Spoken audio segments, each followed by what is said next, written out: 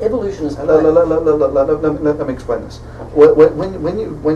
Whenever anyone says eternal punishment or eternal anything, my instant response is this is a manipulation of the ability of people to assess risks. Yes, and this is true. There are usually two factors. There's risk and hazard. Risk is the chances of something going wrong.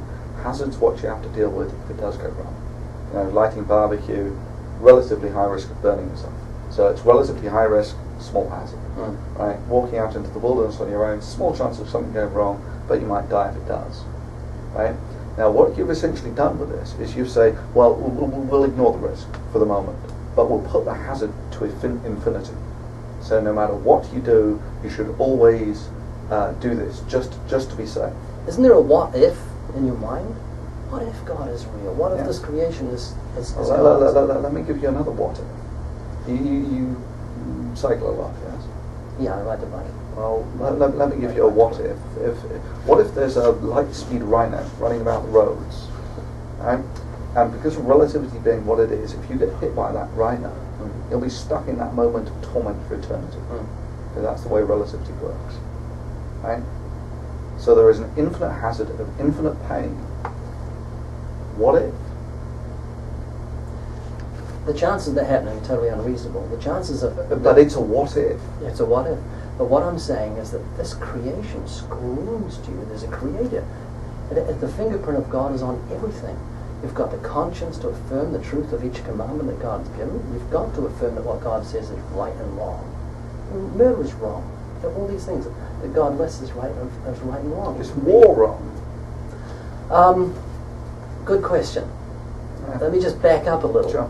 If some guy breaks into my house, he's got a knife and he's going to rape my wife, and I've got a gun, I'll start shooting him at his foot and I'll move up. I'll protect my wife. Move up slowly, okay? If someone's going to break into my country and attack my children, then I've got to defend them. Now, I've never had to go to war. I've been very fortunate, and it is a dilemma for me. Could I pull the trigger to protect my family? Is this a righteous war or not? But wouldn't you protect a wife or your mother from some guy who's going to rape her? I see it in broader perspectives than that. In that, but wouldn't you protect your mother? It's just like the Milgram thing showed that you would respond to authority figures. Within that, there is an us and them mentality, right? And from this, you are both my greatest ally and my worst enemy. Right? There is no one more, no one who is of more utility to me than another human, and there is no one who is potentially my worst enemy than another human. Now, what actually distinguishes the behaviour of when people act badly and well, and for the large part, the big difference is resources. People who are well-fed don't fight each other. People who are people who are starving, they'll fight for resources. They'll fight for their children. That's a natural instinct. Yeah, right. So, but again, what actually provides us the time of plenty? And again, it comes back to knowledge, the growth of knowledge. This is why, I think it's very bad when I see you sowing disinformation about evolution, about the age of the universe, about but isn't that my right as an American citizen? Yeah. To have free speech and to say what I believe? Yes, but I mean, it's like you were saying, Ray, the ability to distinguish right from wrong is essentially the ability to distinguish what is social and antisocial. I mean, if I can defecate in the street, even if it's antisocial, even if it's not illegal. And you can take a look at a broader scope of these things. Is it moral to try? Most people would say that's not a problem, even though it kills 40,000 people a year. It's an acceptable compromise, right? But is it okay to drink and drive? Do you have the right as an American to drink what you want and drive where you want? No, because now it's impinging on other people. Yeah? And in the same way, I see what you do by putting out this information as retarding the potential of mankind. Even if it's not illegal, it's antisocial. It's limiting the potential of our future. So I'm just saying man doesn't have a common ancestor in primates. I don't believe that. I believe man is made in God's image. What is wrong with that? What's wrong with that is that it's actually wrong. You can't say it's wrong, because Yeah, you don't have all knowledge. Yeah. You can say you believe it's wrong with your limited information. You believe in knowledge, Yes. but your knowledge still leaves you in death. I want a knowledge that'll tell me how I can find Knowledge will mortality. You're going to die. The knowledge of the work of Newton lives in my mind. He was a deist. He believed in God's existence. He esteemed the scriptures that you deny. Yeah. Newton. But it's interesting. Same with Galileo. But it's interesting that that never made it into any of his theories.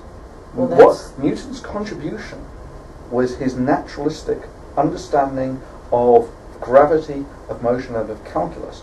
His religion was, even if it was a motivating factor, it was irrelevant to his contribution to the knowledge of mankind. Of course, but his ability to contribute came from his God-given gift. And he would have said that up front. You deny that, but I'm sure it was true. Yeah. Well, I mean, this is, if you like, his motivation. Well, motivation's a good thing, especially if God's involved, because he's the creator. He's the beginning and end of all things. Shall we do a little bit on the Bible? How much long we got? Yeah, it's 3 minutes to 1 now. Whoa. 10 minutes on the Bible? You want to give it a try? Yeah. I have the time, but you need to kind of condense it. Okay. Wind this up. Let's start with the commandments. You're a firm believer in the commandments, yeah? Yes, sir. So this is Exodus 20. I that I go to what you have to Jesus. You shall not make self-carved images, any likeness of anything that is in heaven above, or in the earth beneath, or that is in the water under the earth. So with that reckoning, would taking pictures with Hubble be idolatry? No. Why not? It's creating a graven image. Yes. And read the whole verse. You should not bow down to them. It's You given shall them not homage. bow down to them. So if you bow down to something, whether it's... For I, the Lord God, am a jealous God, visiting the iniquities of the fathers upon the children, unto the third and fourth generation of those who hate me. So if your father was actually a godless man, then you would be guilty for his sins. No, God doesn't visit. God doesn't punish for sins. He visits the iniquity. You can see this with someone whose father's an alcoholic, they become an alcoholic. Father's abusive, they become abusive. The iniquity goes from father to son. I think you'll find that alcoholism has a genetic component. Yeah, well, genetic, whatever. But it's interesting, later on in the Gospels, I mean, just in all of the Gospels, Jesus is challenged here, which commandments should you obey? Now, if you ask anyone on the streets, what commandments shall you obey, they can only usually name 4, which are don't steal, don't kill, adultery sometimes, and Blasphemy. No, blasphemy almost never.